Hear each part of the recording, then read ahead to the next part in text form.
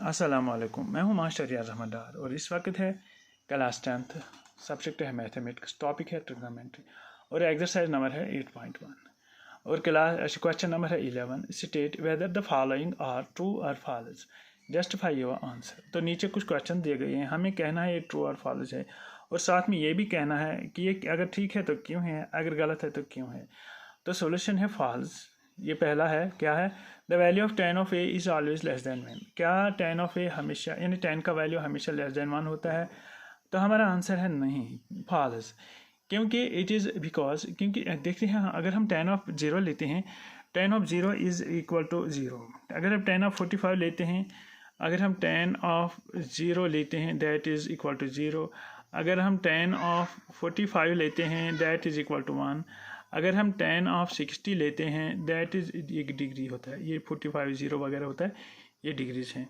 यानी अगर यहाँ एंगल होता है, अगर ये 0 आया हुआ तो ये 0 होगा, अगर ये 45 होगा तो ये tan का वैल्यू 1 होगा। अगर ये 60 होगा तो tan का वैल्यू क्या होगा?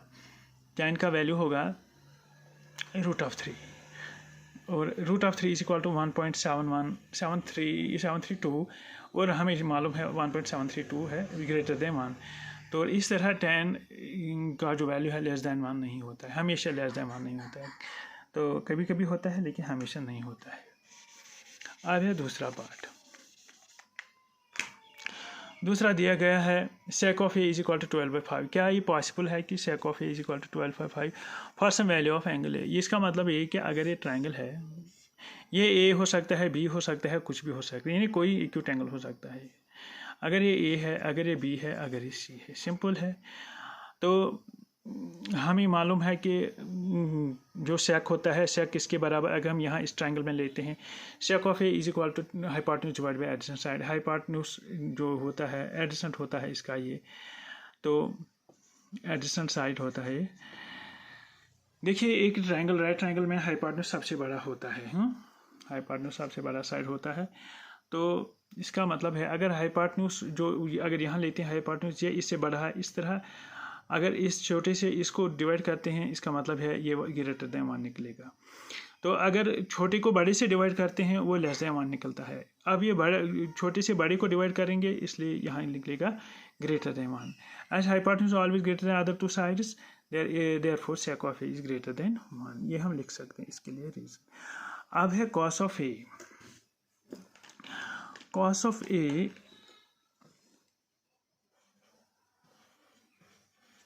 cos of A is abbreviation used for cosecant of angle A. देखिए कोसिकेंट और cos में कोई ज़्यादा ताल्लुक नहीं है। यहाँ है, ये है फॉल्स, cos ऑफ ए, क्योंकि cos of a cosine of a की एब्रीविएशन है। cos of a cosine is abbreviation cosine of a, इस तरह सिंपली फॉल्स है।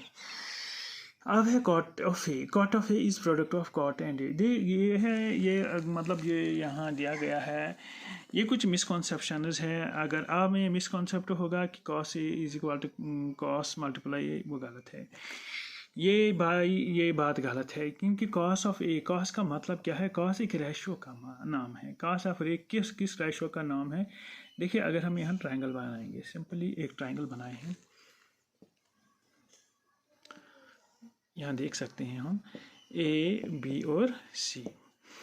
और cos किसके बराबर होता है? cos होता है बराबर, देखिए n once n oval had 100 apples. तो यहाँ है, क्या है यहाँ? cos, यहाँ है cot। cot किसके बराबर होता है? tan का इन्वर्स है एडजेसेंट बाय अपोजिट। एडजेसेंट है ये और अपोजिट है ये, इसका मतलब है A B divided by B C. अगर ये 3, 4 और 5 है, तो इसका मतलब है 3 डिवाइड बाई 4 है, ठीक है। तो इसका मतलब है cot इज इक्वल टू 3/4। ये जो एडजेसेंट और अपोजिट साइड का रेशो है, इसका नाम है cot।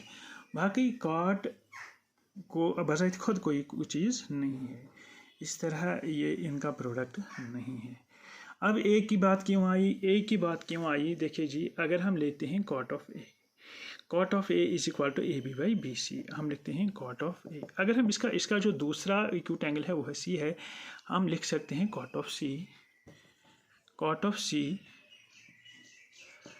Of C is equal to, हाँ क्या है, एडजेसेंट बाई अपोजिट। एडजेसेंट इसका है B C divided by opposite का है ए बी। तो ये होगा 4/5। तो यहाँ क्या आया 3/5। तो बात है कि यही बात, ये जो सी ए है, सी का मतलब है एडजेसेंट टू सी, ए का मतलब है एडजेसेंट टू ए। तो इसी तरह आप ए और सी में फ़र्क बता सकते हैं, और ये ए और सी क्यों होता है। अब है sine of theta is equal to 4/3। क्या is it possible that sine of theta can be equal to 4/5। यहाँ देख सकते हैं आप ऊपर और नीचे की तरफ होता है। अगर हम साइन देखते हैं, sine of theta is equal to opposite side divide by hypotenuse. Hypotenuse सबसे बड़ा साइड होता है और अपोजिट साइड है एडजेसेंट साइड इससे छोटे होते हैं। अब है अपोजिट साइड हाइपोटेन्यूज से छोटा होता है, इसलिए छोटा साइड डिवाइड बाई बड़ा साइड। लेकिन यहाँ है बड़ा साइड डिवाइड बाई छोटा साइड। इस तरह ये बात सही नहीं है कि बड़ा साइड डिवाइड बाई छोटा साइड। तो इसलिए ये जो है मतलब यहाँ 4/3 इट इज़ ग्रेटर देन 1। और अगर हम लिखते हैं 3 से डिवाइड करते हैं इसको, 3 1 ज़ा 3, यहाँ होगा 1, तो फिर होगा इशारिया, फिर होगा 0, 3 3 ज़ा 9, यहाँ होगा 1। तो यहाँ जो इसका वैल्यू निकला वो ग्रेटर देन 1 है, क्योंकि 1.3 ये 1 से ज़्यादा है, इसलिए it can not be, it is not true, it is false. तो as hypotenuse greater than other two sides of a right triangle, therefore sin of theta is less than 1, but if sin of theta is equal to 4/3। अब अगर हम मानते हैं कि sin of theta is equal to 4/3, इसका मतलब होगा sin of theta is equal to 1.33 है। अगर हम 3/4 का वैल्यू निकालते हैं 1.33 होगा ये। That is sin of theta is greater than 1। इसका मतलब होगा ये sin of theta greater than 1 है, which cannot be true। ये ठीक नहीं है। Therefore sin of theta cannot be equal to 4/3। तो इस तरह आपका आंसर हो गया। बाकी अगर आपको कोई क्वेश्चन होगा इंशाल्लाह आप कमेंट्स में दीजिएगा। बाकी वस्सलाम।